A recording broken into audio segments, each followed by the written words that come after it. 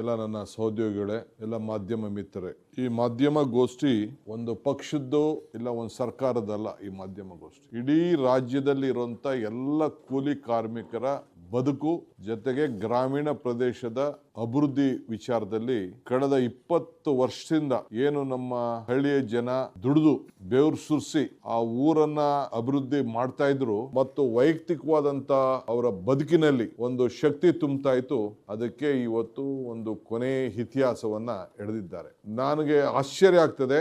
ನಾನು ಬಿಜೆಪಿ ಎಲ್ಲ ಸ್ನೇಹಿತರುಗಳಿಗೆ ನಾನು ಕೇಳಲಿಕ್ಕೆ ಬಯಸ್ತೇನೆ, ಇಲ್ಲ ನೀವು ಇದನ್ನ ಸ್ವಾಗತ ಮಾಡಬೇಕಾಯ್ತು, ಇಲ್ಲ ನೀವು ಇದನ್ನ ಖಂಡಿಸಬೇಕಾಯ್ತು. ಎರಡೂ ಕೂಡ ಮಾಡಿಲ್ಲ. ಇಲ್ಲ ಏನು ನಿಮ್ಮ ಕೇಂದ್ರ ಸರ್ಕಾರ ಮಾಡಿದೆ, ಇದು ಮಾಡಿರೋದು ಸರಿ ಅಂತ ನೀವು ಹೇಳ್ಬೇಕಾಗಿತ್ತು. ಇಲ್ಲ ನರೇಗಾ ಯೋಜನೆಯನ್ನ ತೆಗೆದಾಕಿರೋದು ಸರಿ ಅಂತ ಹೇಳ್ಬೇಕಾಯ್ತು, ಇಲ್ಲ ತಪ್ಪು ಅಂತ ಹೇಳ್ಬೇಕಾಯ್ತು. ಇವೆರಡೂ ಹೇಳ್ದೆ ಯಾಕೆ ಇಲ್ಲಿವರೆಗೂ ಮೌನ ತಾಳ್ತಾ ಇದ್ದೀರಿ ಅನ್ನೋದನ್ನ ನೀವು ಹೇಳಬೇಕಾಗ್ತದೆ. ಯಾಕೆಂದ್ರೆ ಈ ಯೋಜನೆಯಿಂದ ಈಗಾಗಲೇ ನಮ್ಮ ಮುಖ್ಯಮಂತ್ರಿಗಳು ಮತ್ತು ನಮ್ಮ ರೂರಲ್ ಡೆವಲಪ್ಮೆಂಟ್ ಮಿನಿಸ್ಟರ್ ಹೇಳ್ದಂಗೆ ಪ್ರತಿ ಒಂದು ಕುಟುಂಬದ ಯಾರು ಕೂಲಿ ಕಾರ್ಮಿಕರಿಗೆ ಈ ಶಕ್ತಿ ಮಹಾತ್ಮ ಗಾಂಧೀಜಿ ಗ್ರಾಮೀಣ ಉದ್ಯೋಗ ಖಾತ್ರಿ ಯೋಜನೆ, ಈ ಯೋಜನೆಯಲ್ಲಿ ಪ್ರತಿ ಒಬ್ಬರ ವೈಯಕ್ತಿಕವಾದಂತ ಬದುಕಿನಲ್ಲಿ ತಾನು ಮಾಡಿದಂತ ತನ್ನ ಮನೆ ಕಟ್ಕೊಳ್ಳಕ್ಕೆ ಕೇಂದ್ರ ಸರ್ಕಾರ ಆಗ್ಲಿ ರಾಜ್ಯ ಸರ್ಕಾರ ಆಗ್ಲಿ ಕೊಟ್ಟಂತ ಮನೆ, ಆಶ್ರಯ ಮನೆ, ಇಂದಿರಾ ಆವಾಸ್ ಮನೆ, ಅಂಬೇಡ್ಕರ್ ಮನೆ, ಬಸವ ಜಯಂತಿ ಮನೆ, ಆ ಮನೆಯಲ್ಲಿ ತಾನೇ ಕೂಲಿ ಮಾಡಿಕೊಂಡು ಕಟ್ತಾ ಇರೋಂತ ಸಣ್ಣ ಮನೆಗೆ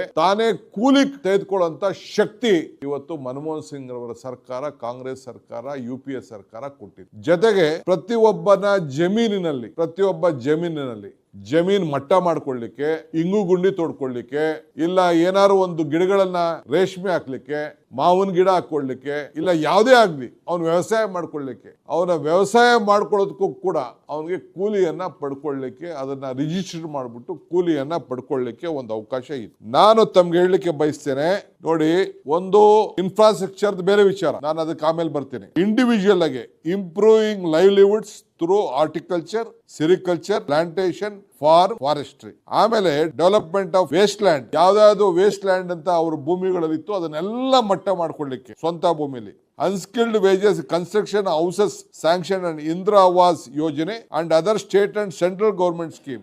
ಈಗ ಈ ಹೊಸ ಆಕ್ಟ್ ಅಲ್ಲಿ ಈ ಇಂದಿರಾ ಆವಾಸ್ ಯೋಜನೆ ತೆಗೆದಾಕ್ಬಿಟ್ಟಿದ್ದಾರೆ, ಸ್ಟೇಟ್ ತೆಗೆದಾಕ್ಬಿಟ್ಟಿದ್ದಾರೆ, ಸೆಂಟ್ರಲ್ ಅಂತಾನು ತೆಗೆದಾಕ್ಬಿಟ್ಟಿದ್ದಾರೆ. ಪ್ರಧಾನ ಮಂತ್ರಿ ಮಾತ್ರ ಇಟ್ಟವ್ರೆ. ಇಲ್ಲಿದೆ ನನ್ನ ಹತ್ರ, ಬರೀ ಪ್ರಧಾನ ಮಂತ್ರಿ ಹೆಸರಿನಲ್ಲಿ ಯಾವ್ದಾದ್ರು ಮನೆ ಕಟ್ರೆ ಅದನ್ನ ತೆಗೆದುಕೊಳ್ಬೋದಂತೆ. ಆಮೇಲೆ ಕ್ರಿಯೇಟಿಂಗ್ ಇನ್ಫ್ರಾಸ್ಟ್ರಕ್ಚರ್ ಅಂದ್ರೆ ದನದ ಕೊಟ್ಟಿಗೆ, ಹಂದಿ ಶೆಡ್ಗಳು, ಕುರಿ ಶೆಡ್, ದನನ್ ಶೆಡ್ ಎಲ್ಲ ಹಾಕೊಳ್ಳಿಕ್ಕೆ ನೀವು, ನಾನು ತಮ್ಗೆಲ್ಲ ರಿಕ್ವೆಸ್ಟ್ ಮಾಡ್ತೀನಿ, ನಿಮ್ಗೆಲ್ಲ ಗಾಡಿ ಮಾಡಿಕೊಡ್ತೀನಿ, ನಮ್ ತಾಲೂಕು ಹೋಗಿ ಕರ್ಕೊಂಡು ಹೋಗ್ತೀನಿ. ಇಡೀ ದೇಶದಲ್ಲಿ, ಭಾರತದ ದೇಶದಲ್ಲಿ ಕಾಶ್ಮೀರಿಂದ ಕನ್ಯಾಕುಮಾರಿವರೆಗೂ ಹೈಯೆಸ್ಟ್ ನರೇಗಾ ಕಾರ್ಯಕ್ರಮವನ್ನ ಉಪಯೋಗಿಸಿದಂತ ಒಂದು ತಾಲೂಕು. ನಾವೇನಾದ್ರು ಒಂದು ದೊಡ್ಡ ದರೋಡೆ ಮಾಡ್ಬಿಟ್ಟಿದೀವಿ ಅಂತ ಹೇಳಿ ಒಂದು 10 ಟೀಮ್ ಬಂದು ಇನ್ವೆಸ್ಟಿಗೇಷನ್ ಮಾಡ್ತು. ಅರ್ಕಾವತಿ ನದಿಗೆ ನಾವು ಚೆಕ್ ಡ್ಯಾಮ್ ಅನ್ನ ಕ್ರಿಯೇಟ್ ಮಾಡಿದ್ವಿ. 50,000 ಜನಕ್ಕೆ ದನಿನ್ ಕೊಟ್ಟಿಗೆಗಳನ್ನ ಕಟ್ಟಿಕೊಟ್ಟಿದ್ವಿ, ಪಂಚಾಯತಿ ಬಿಲ್ಡಿಂಗ್ ಗಳನ್ನ ಕಟ್ಟಿದೀವಿ, ಪ್ಲೇ ಗ್ರೌಂಡ್ ಗಳನ್ನ ಮಾಡಿದೀವಿ, ಪಾರ್ಕ್ ಗಳನ್ನ ಮಾಡಿದೀವಿ. ಇದನ್ನೆಲ್ಲ ನೋಡ್ಬಿಟ್ಟು ಅವರು, ಓಹೋ ಹಿಂಗ್ ಮಾಡಿದ್ರೆ ನಮ್ಗೆ ತೊಂದರೆ ಆಗ್ತದೆ, ಅವ್ರು ಹೇಳ್ತಿರಲ್ಲ ವೋಟ್ ಬ್ಯಾಂಕ್ ರಾಜಕಾರಣ ಅಂತ, ಅದಕ್ಕೆ ಏನಾದ್ರು ಧಕ್ಕೆ ಆಗ್ತದೆ ಅಂತ ಹೇಳಿ ಇವತ್ತು ಮಾರಕವಾಗಿ ಇವತ್ತು ಎಲ್ಲ ಪಂಚಾಯತಿಗಳಿಗೆ, ಪಂಚಾಯತಿ ಮೆಂಬರ್ಗಳಿಗೆ ಕೊಟ್ಟಂತ ಅಧಿಕಾರ ಏನಿತ್ತು, ಯಾಕೆಂದ್ರೆ ಪ್ರತಿಯೊಂದು ಕಾರ್ಯಕ್ರಮಗಳ ಕೂಡ ಯಾರ್ಯಾರು ಕೂಲಿ ಮಾಡ್ಕೊಳ್ಳಿಕ್ಕೆ ಶಕ್ತಿ ಇತ್ತು, ಯಾರ್ಯಾರು ಅವನ ಜಮೀನಿನಲ್ಲಿ ಅವನು ಉತ್ಪಾದನೆ ಮಾಡ್ಕೊಳ್ಳೋಕೆ ಶಕ್ತಿ ಇತ್ತು, ಅದನ್ನ ಹೋಗಿ ಪಂಚಾಯತಿಗೆ ಒಂದು ಅರ್ಜಿ ಕೊಡ್ತಿದ್ದ, ಪಂಚಾಯತಿಯವರು ಪ್ಲಾನ್ ಆಗ್ತಾ ಇದ್ರು, ಅದನ್ನ ಲೋಡ್ ಮಾಡ್ತಾ ಇದ್ರು, ಅವನಿಗೆ ನೇರವಾಗಿ ಅವನು ಕೂಲಿ ಮಾಡ್ಕೊಳ್ಳೋದಕ್ಕೆ ತಂಬನ್ನು ಕೊಟ್ಟು, ಅದು ಬಯೋಮೆಟ್ರಿಕ್ ಕೂಡ ಈಗ ಅವಕಾಶ ಇತ್ತು. ಅದನ್ನ ಇವತ್ತು ತಪ್ಪಿಸಿ ಇದನ್ನ ಕಾಂಟ್ರಾಕ್ಟರ್ಗಳ ಕೈ ಕೊಟ್ಟಿದ್ದಾರೆ. ನೀವು ತೆಗೆದುಕೊಂಡು ನೋಡಿ, ಈಗಿನ ಕಾನೂನು ನಾವಿಲ್ಲಿ ಕೊಟ್ಟಿದ್ದೀವಿ ಲಾಸ್ಟ್ ಅಲ್ಲಿ, ಗುತ್ತಿಗೆದಾರರಿಗೆ ಅವಕಾಶ ಮೊದಲು ಇರಲಿಲ್ಲ, ಈಗ ಗುತ್ತಿಗೆದಾರರಿಗೆ ಅವಕಾಶ ಇದೆ. ಕಾಂಟ್ರಾಕ್ಟರ್ಗಳಿಗೆ ಈಗ ಬೆಳೆಸಲಿಕ್ಕೆ, ಅದು ಏನು ಕೇಂದ್ರ ಸರ್ಕಾರದಿಂದ ನೇರವಾಗಿ ಆರ್ಟಿಫಿಷಿಯಲ್ ಇಂಟೆಲಿಜೆನ್ಸ್ ಉಪಯೋಗಿಸಿ ಅಲ್ಲಿಂದನೇ ಹೇಳ್ತಾರಂತೆ ಯಾವ ತಾಲೂಕಲ್ಲಿ ಕೆಲಸ ಮಾಡಬೇಕು, ಯಾವ ಊರಿನಲ್ಲಿ ಕೆಲಸ ಮಾಡಬೇಕು ಅಂತೇಳಿ. ಈ ರೀತಿ ಈ ಯೋಜನೆ ಏನು ಇವತ್ತು ತಂದಿದ್ದಾರಲ್ಲ, ಮುಂದಕ್ಕೆ ನಾನು ಬಿಜೆಪಿ ರಾಜ್ಯದ ಯಾವ ರಾಜ್ಯದಲ್ಲೂ ಇದು ಸಕ್ಸಸ್ ಆಗಲ್ಲ. ಬಿಡಿ, ಇದು ನಮ್ಮ ಸರ್ಕಾರಗಳದ್ದು ಬಿಡಿ, including the own BJP run state, even ಆ ಸ್ಟೇಟ್ ಅಲ್ಲೂ ಕೂಡ ಈ ಕಾರ್ಯಕ್ರಮವನ್ನ ಯಶಸ್ಸು ಮಾಡಲಿಕ್ಕೆ ಸಾಧ್ಯ ಇಲ್ಲ. ನಾನು ಹೇಳ್ತಾ ಇದ್ದೀನಿ, any central minister Y has not welcomed it? ಇಲ್ಲ ನಾವು ನರೇಗಾ ತೆಗೆದಿದ್ದು ನಾವು ಒಳ್ಳೆ ಕೆಲಸ ಮಾಡಿದ್ದೀವಿ, ನರೇಗಾ ಕಿತ್ತಾಕಿದ್ದು ಅಂತ ಯಾಕೆ ಮಾತಾಡ್ತಾ ಇಲ್ಲ? ಇಲ್ಲ ಈ ಯೋಜನೆನ ಯಾಕೆ ಅವರು ತಂದಿದ್ದು ಒಳ್ಳೆ ಕೆಲಸ ಮಾಡ್ತಾ ಇದೀವಿ ಅಂತ ಯಾಕೆ ಇದನ್ನು ವಾದ ಮಾಡ್ತಾ ಇಲ್ಲ. ಇಷ್ಟೇ ಚರ್ಚೆ ಇದು. ಅದನ್ನೇ ನಮ್ಮ ಮುಖ್ಯಮಂತ್ರಿ ಹೇಳಿದ್ದು. ಇದು ಎಲ್ಲೂ ಕೂಡ ಚರ್ಚೆ ಆಗಿಲ್ಲ ಅನ್ನೋ ಇದನ್ನ ಈ ಸಂದರ್ಭ ಹೇಳಲಿಕ್ಕೆ ನಾನು ಬಯಸ್ತಾ ಇದ್ದೀನಿ. ನಾವು ಬೇರೆ ಬೇರೆ ನೀವು ನೋಡಿ, ನಾನು ನಿಮ್ಗೆ ಯಾಕೆ ಹೇಳ್ತಾ ಇದ್ದೀನಿ ಅಂದ್ರೆ, ಸೀಯಿಂಗ್ ಇಸ್ ಬಿಲೀವಿಂಗ್. ನಮ್ಮಲ್ಲಿ ಯಾವ ರೀತಿ ನಾವು ಕೆಲಸ ಮಾಡ್ಲಿಕ್ಕೆ ಅವಕಾಶ ಇದೆ ಅಂತ. ನಿಮ್ಗೆ ಯಾರು ಬೇಕಾದ್ರೆ ಹೇಳಿ, ಒಂದಷ್ಟು ಹೆಲಿಕಾಪ್ಟರ್ಗಳು, 2-3 ಹೆಲಿಕಾಪ್ಟರ್ ಮಾಡಿ ಕಳಿಸ್ಕೊಡ್ತೀನಿ. ನೀವು ಹಾವೇರಿ ಜಿಲ್ಲೆಗೆ ಹೋಗಿ, ಒಂದೊಂದು ತಾಲೂಕಲ್ಲಿ 5,000 to 10,000 ಇಂಗು ಗುಂಡಿಗಳನ್ನ ಮಾಡಿದ್ದಾರೆ. ನಾನು ನೋಡಿದ್ದೀನಿ, ಕಣ್ಣಲ್ಲಿ ನಾನು ನೋಡಿದ್ದೀನಿ. ಹಾವೇರಿ ಜಿಲ್ಲೆಯಲ್ಲಿ ಆ ನೀರನ್ನ ಒಂದು 20x20, 40x40 ಇದರಲ್ಲಿ ಮಾಡಿ ಆ ಹಿಂಗು ಗುಂಡಿಗಳನ್ನ ಅಗ್ರಿಕಲ್ಚರ್ ಡಿಪಾರ್ಟ್ಮೆಂಟ್ ಇಂದ ಮಾಡಿದ್ದಾರೆ. ಕೃಷ್ಣ ಬೈರೇಗೌಡರು ಅಗ್ರಿಕಲ್ಚರ್ ಇದ್ದಂತ ಸಂದರ್ಭದಲ್ಲಿ ನಾನು ಕಣ್ಣಲ್ಲಿ ನಾನು ನೋಡಿದ್ದೀನಿ. ಆ ನೀರನ್ನ ಅಲ್ಲೇ ಅವ್ನು ಮಾಡ್ಕೊಂಡು, ಅವ್ರನ್ನ ಭೂಮಿಲೇ, ಬೇರೆ ಯಾರ ಭೂಮಿ ಇಲ್ಲ, ಅವನ ಭೂಮಿಲೇ ಅವ್ನು ಮಾಡ್ಕೊಂಡು ಕೂಲಿ ಪಡ್ಕೊಳ್ಳುವಂತ ಕೆಲಸ ಕೂಡ ಇವತ್ತು ಆಗಿದೆ. ಇಡೀ ರಾಜ್ಯದಲ್ಲಿ ಈ ರೀತಿ ಆಗ್ತಾ ಇದೆ. ಇಡೀ ರಾಷ್ಟ್ರಕ್ಕೆ ಈ ಯೋಜನೆ, ಇಡೀ ರಾಷ್ಟ್ರದ ಗ್ರಾಮೀಣ ಅಭಿವೃದ್ಧಿಗೆ ಒಂದು ದೊಡ್ಡ ಮಾರಕ ಇದು. ಇದರಂತ ಮಾರಕವಾದಂತ ಬಿಲ್ಲು ಗ್ರಾಮೀಣ ಪ್ರದೇಶದ ಬದುಕಿಗೆ. ಈಗ ರಾಜೀವ್ ಗಾಂಧಿ ಅವರು 73rd 74th ಅಮೆಂಡ್ಮೆಂಟ್ ಮಾಡ್ಬೇಕಾರೆ ಇಲ್ಲಿಗೆ ಬಂದಿರಲಿಲ್ವ ಅವರು? ನಮ್ಮ ರಾಮಕೃಷ್ಣ ಹೆಗಡೆ ಅವರು ಇಲ್ಲಿ ಚೀಫ್ ಮಿನಿಸ್ಟರ್, ಇಲ್ಲಿಗೆ ಬಂದು SK ಡೇ ಅವ್ರು ಬಂದು, ನಾವೇ ಇಲ್ಲಿ ಬಂದು ಕಾನ್ಫರೆನ್ಸ್ ಮಾಡಿಲ್ವಾ? ಈ ಆಕ್ಟ್ ತರ್ತಾ ಇದೀವಿ, ಇದಕ್ಕೆ ಏನಾಗಬೇಕು, ಪಂಚಾಯತ್ ರಾಜ್ಗೆ ಶಕ್ತಿ ಕೊಡಬೇಕು, ಪಂಚಾಯತ್ಗೆ ಏನ್ ಕೊಡಬೇಕು ಅಂತ ಮಾಡಿ ತೀರ್ಮಾನ ಮಾಡಿದ್ರು. ಸೋನಿಯಾ ಗಾಂಧಿ ಅವರು ಅವ್ರ ಲೀಡರ್ಶಿಪ್ ಅಲ್ಲಿ, ಇದೇ ಮನಮೋಹನ್ ಸಿಂಗ್ ಅವರ ಫೈನಾನ್ಸ್ ಮಿನಿಸ್ಟರ್ ಇದ್ದಂತ ಸಂದರ್ಭದಲ್ಲಿ ಬೇಲೂರು ಡಿಕ್ಲರೇಷನ್ ಮಾಡಿದ್ರು. ಬೇಲೂರು ಡಿಕ್ಲರೇಷನ್ ಏನ್ ಮಾಡಿದ್ರು? 25 ಇಲಾಖೆಗಳಲ್ಲಿ ಪಂಚಾಯತಿಗಳಿಗೆ ಶಕ್ತಿ ತುಂಬುವಂತ ಕೆಲಸ ಮಾಡಿದ್ರು. ಆ ಶಕ್ತಿ ತುಂಬುವಂತ ಕೆಲಸದಲ್ಲಿ ಈ ನರೇಗಾ ಬಂದಿದ್ದು. ಎಲ್ಲ ಇಲಾಖೆಗೆ ಸಂಬಂಧಪಟ್ಟ ಎಲ್ಲ ಅಂಗನವಾಡಿಗಳು, ಇಲ್ಲಿ ನೋಡಿ, ಅಂಗನವಾಡಿ ಬಿಲ್ಡಿಂಗ್ ಕಟ್ಟಲಿಕ್ಕೆ, ಗ್ರಾಮ ಪಂಚಾಯತಿ ಆಫೀಸ್ ಕಟ್ಕೊಳ್ಳಿಕ್ಕೆ, ವುಮನ್ ಸೆಲ್ಫ್ ಹೆಲ್ಪ್ ಗ್ರೂಪ್ ಕಟ್ಟಲಿಕ್ಕೆ, ಫೆಡರೇಷನ್, ಸೈಕ್ಲೋನ್ ಶೆಲ್ಟರ್ಗಳು, ಕ್ರಿಮಿಟೋರಿಯಂಗಳು, ಬ್ಲಾಕ್ ಲೆವೆಲ್ ಅಲ್ಲಿ ಎಲ್ಲ ಕೂಡ ಕಟ್ಟಲಿಕ್ಕೆ ಒಂದು ಅವಕಾಶ.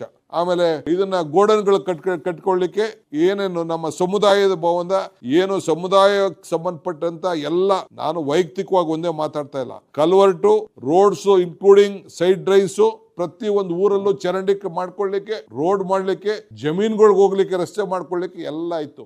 ಇನ್ನು ಮುಂದಕ್ಕೆ ಒಂದು ಮನೆ ಕೂಡ ಮಾಡ್ಕೊಳ್ಳಿಕ್ಕೆ ಸಾಧ್ಯ ಆಗುದಿಲ್ಲ. ಒಂದು ಊರಲ್ಲಿ ಒಂದು ಚರಂಡಿ ಮಾಡ್ಕೊಳ್ಳಿಕ್ಕೆ ಸಾಧ್ಯ ಇಲ್ಲ.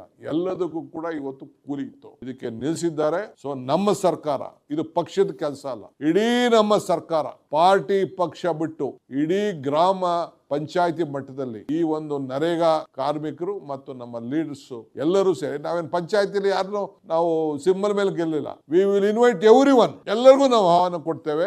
ಇದಕ್ಕೆ ಬಂದು ಅಲ್ಲಿ ಸಮಾವೇಶ ನಡೆಸ್ತೇವೆ, ಗ್ರಾಮ ಸಭೆಗಳು ನಡೆಸ್ತೇವೆ, ಅಲ್ಲಿ ಚರ್ಚೆ ಮಾಡ್ತೇವೆ. ಅದಾದ್ಮೇಲೆ ತಾಲೂಕ್ ಲೆವೆಲ್ಗೆ ಬರ್ತೀವಿ, ಅದಾದ್ಮೇಲೆ ಜಿಲ್ಲಾ ಲೆವೆಲ್ಗೆ ಬರ್ತೀವಿ, ಅದಾದ್ಮೇಲೆ ರಾಜ್ಯದ ಮಟ್ಟಕ್ಕೆ ಬರ್ತೀವಿ. ಇದು ಆಂದೋಲನ ರೀತಿಯಲ್ಲಿ ವಾಪಸ್ ಅವರು ತೆಗೆದುಕೊಳ್ಳೇಬೇಕು. ಯಾವ ರೀತಿ ಈ ಫಾರಂ ಬಿಲ್ ನ ವಾಪಸ್ಸು ತೆಗೆದುಕೊಂಡ್ರು 3 ಬಿಲ್ಗಳನ್ನ, ಅದಕ್ಕೆ ನಾವು ಮಾಡ್ತೇವೆ. ಅದಕ್ಕೆ ಬಿಜೆಪಿ ಅವರು ಇನ್ನು ಮುಂದಕ್ಕೆ ನಾನು ಅಪೀಲ್ ಮಾಡ್ತೀನಿ, ಇನ್ನು ಮುಂದಕ್ಕೆ ನಿಮ್ಗೆ ಯಾವ ಕಾರಣಕ್ಕೂ ಮಹಾತ್ಮ ಗಾಂಧೀಜಿ ಪ್ರತಿಮೆ ಮುಂದೆ ಕೂತ್ಕೊಳ್ಳಕ್ಕೆ ಹಕ್ಕಿಲ್ಲ. ಆ ಹಕ್ಕನ್ನ ನೀವು ಕಳ್ಕೊಂಡಿದ್ದೀರಿ. ನಿಮ್ಮ ಕಚೇರಿಗಳಲ್ಲಿ ಮಹಾತ್ಮ ಗಾಂಧೀಜಿ ಆಫೀಸನ್ನ ಫೋಟೋ ಹಾಕೊಳ್ಳಿಕ್ಕೂ ಕೂಡ ನಿಮ್ಗೆ ಹಕ್ಕಿಲ್ಲ, ಯೋಗ್ಯತೆನೂ ಇಲ್ಲ. ಅದನ್ನು ಕೂಡ ಇವತ್ತು ನೀವು ಕಳ್ಕೊಂಡಿದ್ದೀರಿ. ಅವ್ರ ಹೆಸರನ್ನ ತೆಗೆದ ಮೇಲೆ ನಿಮ್ಗೆ ಎಲ್ಲಿದೆ ಹಕ್ಕು? ಅವ್ರ ಹೆಸರನ್ನ ಪ್ರತಿಯೊಂದು ಗ್ರಾಮೀಣ ಪ್ರದೇಶದಲ್ಲಿ, ಒಂದು ಶಾಲೆಯಲ್ಲಿ, ಒಂದು ಗೌರ್ಮೆಂಟ್ ಆಫೀಸಲ್ಲಿ, ಎಲ್ಲ ಕಡೆನೂ ನಾವು ಹಾಕೊಂಡು ಮಹಾತ್ಮ ಅನ್ನೋ ಹೆಸರನ್ನ ನೀವು ತೆಗೆದಾಕಿದಿರಲ್ಲ, ಇದು ಮನುಷ್ಯತ್ವನ ನಿಮ್ಗೆ? ಸೊ ಅದಕ್ಕೆ ನೀವು ನೈತಿಕವಾದಂತ ಹಕ್ಕನ್ನ ಕಳ್ಕೊಂಡಿದ್ದೀರಿ.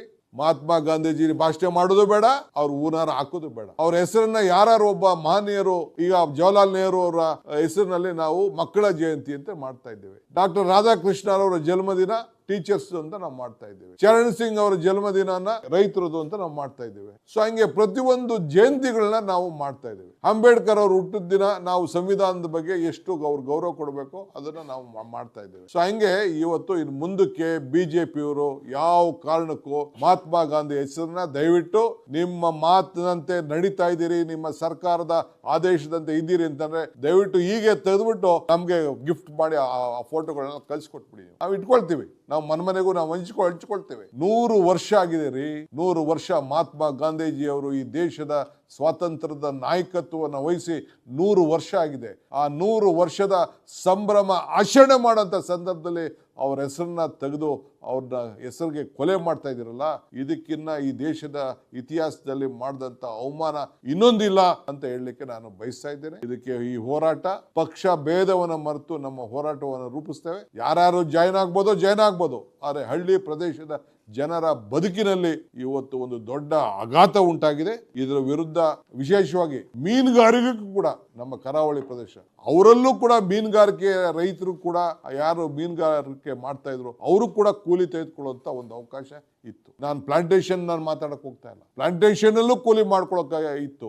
ಈಗ ಇಡೀ ರಾಜ್ಯದಲ್ಲಿ ಅವರು ಕೂಲಿ ನಗರಗಳಲ್ಲಿ ಬಿಟ್ಟು ಗ್ರಾಮೀಣ ಪ್ರದೇಶದಲ್ಲಿ ಮಾಡ್ಕೊಳ್ಳುವಂತ ಅವಕಾಶ ಇತ್ತು. ರಾಜಸ್ಥಾನದಲ್ಲಿ ನಗರದಲ್ಲೂ ಆಗ್ಬೇಕು ಅಂತ ಕಾನೂನು ಕಾಂಗ್ರೆಸ್ ಪಕ್ಷ ಸರ್ಕಾರ ಒಂದು ಕಾನೂನು ತೆಗೆದುಕೊಳ್ಬಂತು. ಸೊ ಅದರಿಂದ ಈ ವಿಚಾರದಲ್ಲಿ ನಮ್ಮ ಪಕ್ಷ ಮತ್ತು ಸರ್ಕಾರ ಜೊತೆ ಸೇರಿ ಈ ಹೋರಾಟವನ್ನ ತೆಗೆದುಕೊಂಡು ಹೋಗ್ತದೆ ಅನ್ನೋ ಮಾತನ್ನ ಈ ಸಂದರ್ಭದಲ್ಲಿ ತಮ್ಗೆ ಹೇಳಲಿಕ್ಕೆ ನಾನು ಬಯಸ್ತಾ ಇದ್ದೇನೆ.